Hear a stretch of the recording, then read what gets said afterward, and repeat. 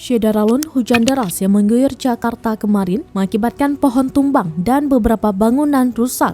Seperti peristiwa pohon tumbang yang membuat tembok runtuh di Jalan Menteng Atas Selatan, Menteng Atas, Setiabudi, Jakarta Selatan pada Kamis 2 Juni 2022 malam.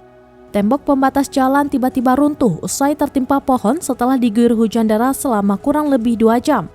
Laporan Perwira Piket Sudin Penanggulangan Kebakaran dan Penyelamatan atau Gulkarmat Jakarta Selatan Prawito mengatakan peristiwa itu terjadi sekitar pukul 18.15 waktu Indonesia bagian Barat.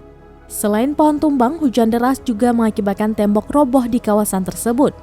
Tembok tersebut roboh dan menimpa 2 unit mobil yang sedang terparkir. Kabel optik juga ikut tertarik pohon tumbang. Beberapa kendaraan sempat melintas saat hujan deras itu terjadi. Beruntung saat pohon tumbang dan jatuh menimpa tembok beton, pengendara yang melintas tidak tertimpa.